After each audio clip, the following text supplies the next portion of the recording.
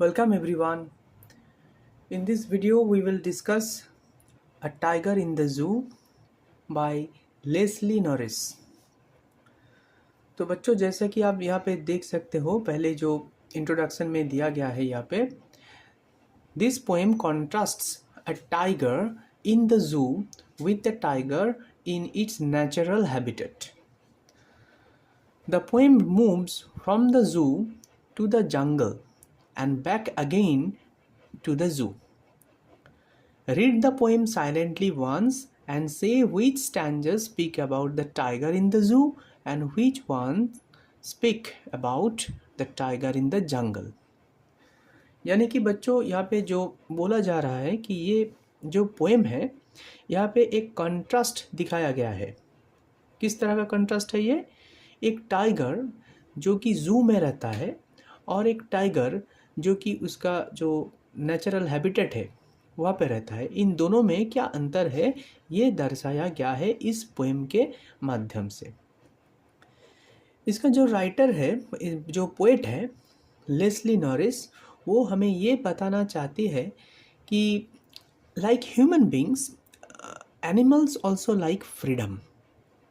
They do not want to be caged. The poem explores the feelings of loss and imprisonment that a tiger in a zoo experiences. The comparison between wild animals' freedom and their lives in captivity is the theme of this poem. Okay, तो बच्चों आप समझ चुके हो कि जो comparison है wild animal का फ्रीडम को लेके, और जैसा कि और एक सीन है कि जहाँ पे वाइल्ड एनिमल्स को कैप्टिविटी में रखा जाए, इसमें जो दो अंतर है, मतलब कि वाइल्ड एनिमल जब फ्रीडम एंजॉय करे और वाइल्ड एनिमल जब कैप्टिविटी में रहे, ये जो अंतर है यही है थीम इस पोएम का। ओके, तो चलिए शुरू किया जाए पोएम को। देखते हैं वर्ड बाय वर्ड मीनिंग के साथ कि क्या बताया जा रहा है। He stalks in his vivid stripes the few steps of his cage, on pads of velvet quiet in his quiet rage. इसका मतलब है कि he stalks, he यहाँ पे किसको बताया जा रहा है? Tiger, bug. He stalks, stalks का मतलब है he paces, P-A-C-E-S, paces और follows you may say, in his vivid stripes. Vivid का मतलब होता है जो ब्राइट कलर्ड। स्ट्राइप्स का मतलब आप ये बोल सकते हो कि long narrow line of colour. So बाघ और टाइगर के पूरे जो शरीर के ऊपर long narrow line of colour होता है, जो ब्राइट कलर का होता है, उसे पोएट यहाँ पे बताना चाहते हैं। The few steps of his cage, तो वो जो स्टॉक्स कर रहा है, मतलब पेस अप एंड डाउन कर रहा है या केज के अंदर है, वो फ्यू स्टेप्स। क्यों फ्यू स्टेप्स है? क्योंकि केज में इतना फ्रीडम नहीं है, अलाउड नहीं है कि वो घूम फिर सके। तो केज का जितना केज में जितना दूर वो जा सकता है, वहीं पे वो एक पेस अप एंड डाउन ऐसा कर रहा है। On pads of velvet quiet in his quiet rage, और किस तरह से वो कर रहा है? On pads of velvet quiet. यहाँ पे मैं देखिए रेटोरिकल फिगर है कुछ। On pads of velvet quiet, इसका मतलब है जो उसका जो पैड है, टाइगर का पैड, यानी कि उसका जो पॉ है, P-A-W, पॉ of velvet quite. Velvet, you know, soft like velvet. Here velvet means the pads are soft like velvet. So students, you can understand that this line is a kind of metaphor. It's a rhetorical figure, metaphor. You know, in a metaphor what happens? The two unallied things or ideas are contrasted. Here the two unallied means different. Two different things are, number one is pads, number two is velvet. So here the pads of tiger, that means the paws of tiger, are compared to the velvet. and how it is quiet. That means the tiger stalks quietly. Okay तो बच्चों यहाँ पे जो बताया जा रहा है कि जब टाइगर केज के अंदर स्टॉकिंग कर रहा है, दैट मीन्स पेसिंग, यानी कि आप ये कह सकते हो कि वो टहल रहा है। कैसे? उसके जो पैड्स है, मतलब जो पॉज है, soft like velvet and quietly, धीरे धीरे वो ऐसे अप एंड डाउन केज के अंदर कर रहा है, क्योंकि वो केज्ड है, वो कैप्टिविटी में है, वो फ्रीडम एंजॉय नहीं कर पा रहा है। इन हीज क्वाइट रेज, देखिए यहाँ पे और एक रेटोरिकल फिगर है, क्वाइट रेज। आप समझ सकते हो कि ये दो कॉन्ट्राडिक्टरी वर्ड्स है। क्वाइट कॉन्ट्राडिक्टरी वर्ड है रेज। रेज का मतलब है एंगर।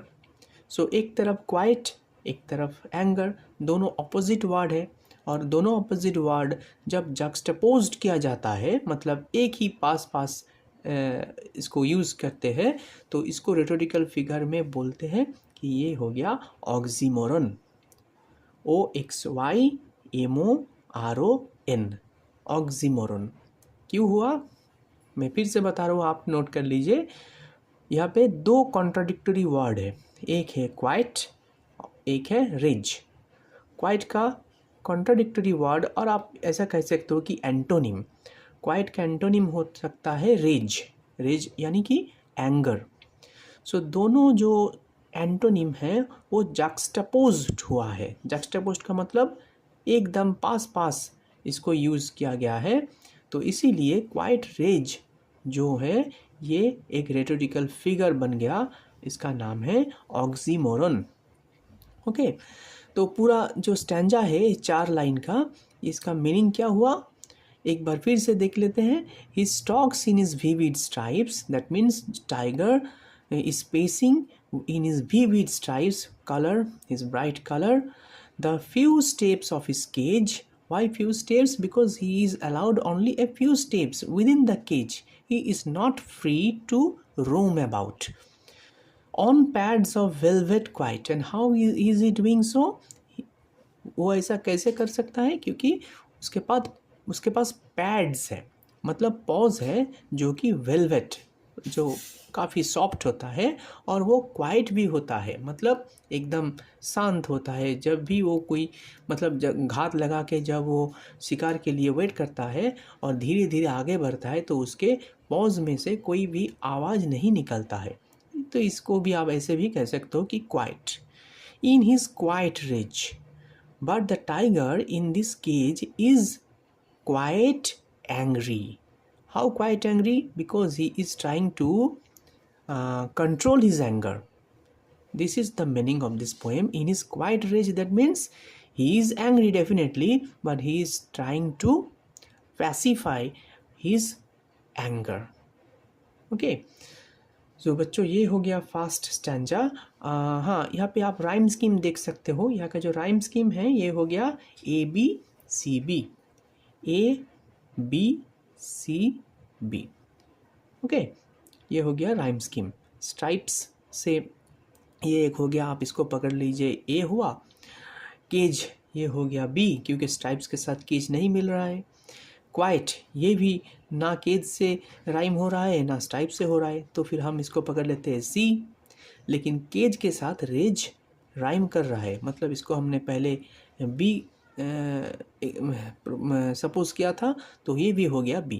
इसका मतलब जो राइम स्कीम हुआ ABCB। Okay, next stanza. He should be lurking in shadow, sliding through long grass, near the water hole where plump deer pass. देखिए बच्चों, जो कि हमें यहाँ पे बताया गया था कि read the poem silently once and से which stanza speak about the tiger in the zoo and which one speak about the tiger in the jungle. तो कि जो पहला स्टैंजा है वो केज में बताया जा रहा है। ओके, जो सेकेंड स्टैंजा है आप यहाँ पे देख सकते हैं, ये बताया जा रहा है जंगल में। He should be lurking, that means the tiger should be lurking. ऐसा हुआ नहीं है, लेकिन ये होना चाहिए था, should be. Lurking in shadow, lurking का मतलब क्या होता है? To be hidden as to wait for prey. Okay, जैसा कि घात लगा के वो बैठा रहता है किसी प्रे को पकड़ने के लिए, कोई डियर हो या फिर जो भी हो। ही should be lurking in shadow, छुपा हुआ रहता है। स्लाइडिंग थ्रू लॉन्ग ग्रास, और क्या करता है वो, स्लाइड करता है, मतलब moving smoothly along a surface, sliding through long grass. जंगल में जो लॉन्ग ग्रास होता है उसके अंदर वो छुपा हुआ रहता है। नियर द वाटर होल, कोई वाटर बॉडी के पास, क्योंकि जब भी कोई पानी पीने आए वहाँ पे तो टाइगर उसको नोटिस करे, और कुछ देर बाद जैसे ही मौका मिले टाइगर एकदम से अटैक कर देते हैं। नियर द वाटर होल और water body, water hole here means water body, where plump deer pass, कहाँ पे होता है ये, plump deer, plump means you know fatty, where plump deer pass, जहाँ पे जो फैटी डियर है वो पानी पीने के लिए आए तो तब टाइगर वहाँ पे छुपा हुआ रहता है। एक बार फिर से देख लीजिए स्टैंजा को। ही should be lurking in shadow, उसे होना चाहिए कहाँ पे, शैडो के अंदर वो लर्क करे, मतलब वो छुपा हुआ रहे। स्लाइडिंग थ्रू लॉन्ग ग्रास, जो लंबे लंबे जो ग्रास होते हैं वहाँ पे वो स्लाइड करे, छुपा हुआ रहे, स्मूथली मूव करे। नियर द वाटर होल, कोई वाटर बॉडी के पास, वेयर प्लम्प डियर पास, जहाँ पे जो फैट डियर है वो आ सकता है पानी पीने के लिए। तो ये भी हो गया। देखिए यहाँ पे भी जो राइम स्कीम है वो एक ही है, A B C B. Okay, A B C B. Okay, so next stanza.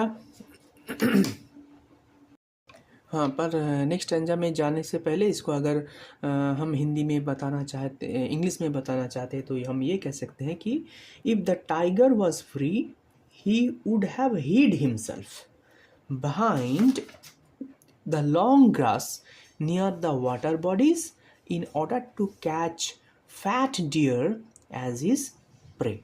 Okay, plum का मतलब फैट और चबी यू में से। और एक बात मैं आपको बताना भूल गया, यहाँ पे भी एक देखिए रेटोरिकल फिगर है, प्लम डियर पास। सो दो पी, द लेटर पी यहाँ पे दोहराया गया है, इसको हम कहते हैं एलिटरेशन। कौन सा, प्लम्प का पी और पास का पी।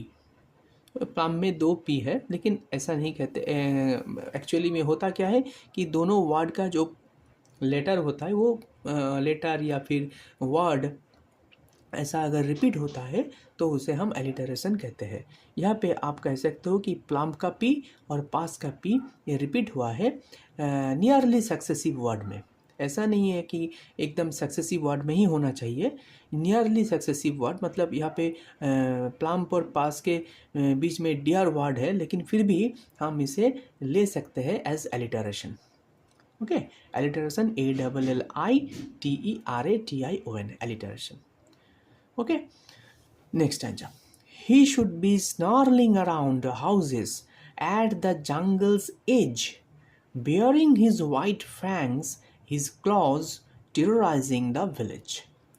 तो बच्चों देखिए यहाँ पे भी जो बताया जा रहा है ये भी जंगल का ही टाइगर को बताया जा रहा है, क्योंकि he should be snarling, ऐसा नहीं है लेकिन ये होना चाहिए था।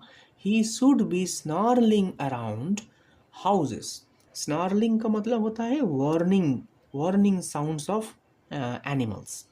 So वो एक warning sound प्रोड्यूस कर सकता था कहाँ पे, around houses at the jungle's edge, जहाँ पे जंगल का एज होता है, मतलब जहाँ जंगल ख़त्म होता है और विलेज शुरू होता है, तो उस एज में वो जाके स्नार्ल करे, मतलब ऐसे कि शेर जैसे दहाड़ता है और बाघ जैसे दहाड़ता है, घुर्राता है, ऐसे स्नार्ल करे at the jungle's edge, bearing his white fangs.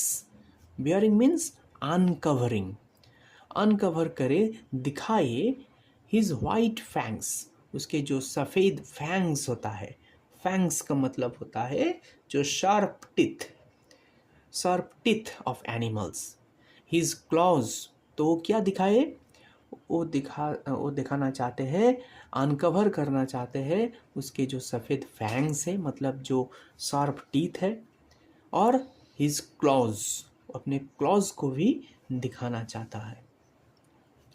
टेरोराइजिंग the village, और ऐसा करके वो क्या करते हैं, जो विलेज है, विलेज को डराना चाहता है।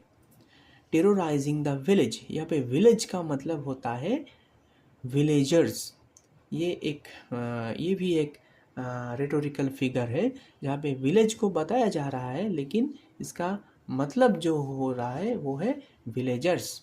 ओके, तो यहाँ पे जो मीनिंग हुआ बच्चों, ही should B snarling around houses, बाघ को ऐसा करना चाहिए था कि वो जंगल के एज में जो हाउसेस है, जो घर है, वहाँ पे जाके वो अपना साउंड प्रोड्यूस करे, सबको डराए।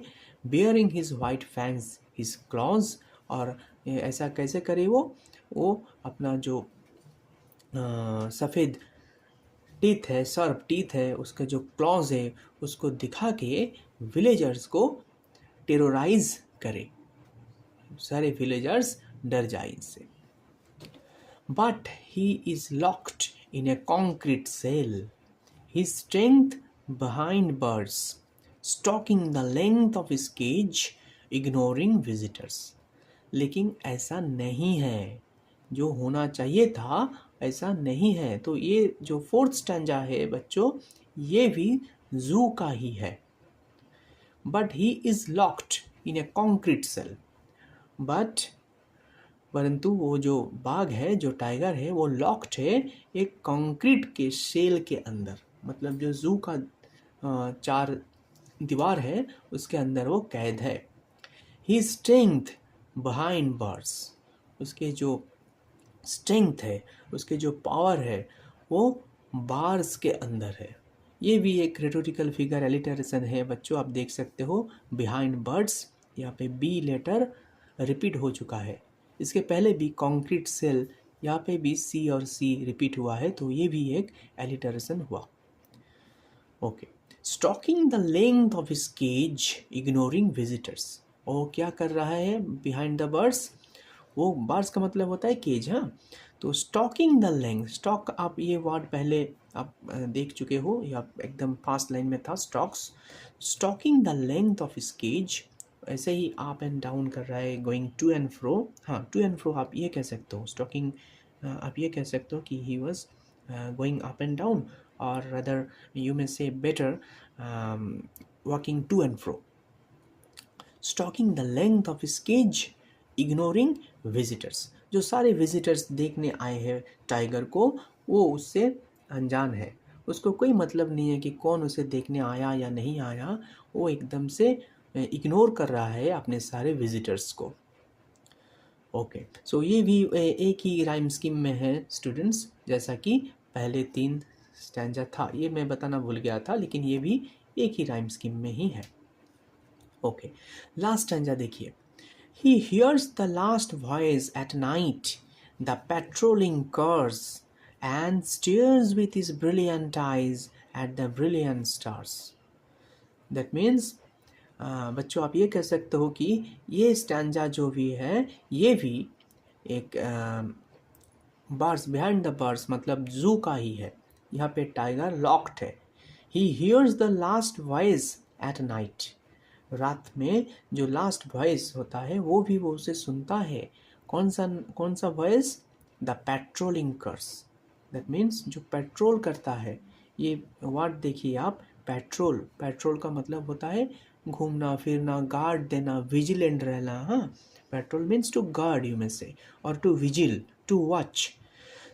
सो यहाँ पे जो कौन सा कार्स है, जो शायद से जो पुलिस का कार होता है, जो सिक्योरिटी होता है, उनका जो कार होता है, उन कार का जो आवाज़ होता है, उसका जो साउंड होता है, वो उसे सुनता है। And stairs with his brilliant eyes at the brilliant stars. So the tiger has nothing to do in the cage but to stare with his brilliant eyes at the brilliant stars. Tiger को cage में और कोई काम नहीं है रात को। वो रात को जैसा कि फ्री होने पे वो घात लगा के अटैक करता है। कुछ डियर हो गया या फिर कोई और जंगली जानवर हो गया, उसको शिकार के रूप में वो अटैक करता है। लेकिन यहाँ पे वो नहीं हो पाता। टाइगर जो ज़ू में है वो क्या कर पाता है, सिर्फ वो आवाज़ सुन पाता है कि पेट्रोलिंग कार्स आया है, और वो बैठे बैठे ब्रिलियंट आइज़, उसका जो आइज़ है वो एकदम से ग्लिटरिंग है, और उस आइज़ से वो स्टार्स को देखता है, स्टार्स को घूरता है। स्टीयर्स का मतलब होता है घूरना, एकदम से, to look fixedly, okay, without blinking the eyes. So and stares with his brilliant eyes and the brilliant stars. ऐसे ही उसका और कोई काम नहीं है केज के अंदर, वो उदास होके, सैड होके स्टार्स को घूरता रहता है। तो बच्चों, ये हो गया पूरा जो पोएम है लेस्ले नॉरिस के द्वारा लिखा गया है। तो शायद बच्चों आपको ये समझ में आ गया होगा ये पोएम। अगर कोई पॉइंट मुझसे छूट गया हो या फिर आप कुछ और एक्स्ट्रा जानना चाहते हो तो प्लीज़ मुझे कमेंट कीजिए। मैं ट्राई करूँगा आपके कमेंट का रिस्पॉन्स करने का। तो वीडियो एंड करने से पहले मैं आपको एक रिक्वेस्ट करना चाहता हूँ कि प्लीज़ इस वीडियो को लाइक कर दीजिए, और आप अगर पहली बार इस चैनल में विज़िट कर रहे हो तो प्लीज़ इसको सब्सक्राइब भी कर दीजिए। ओके, तो मिलते हैं नेक्स्ट वीडियो में। तब तक के लिए बाय, थैंक यू।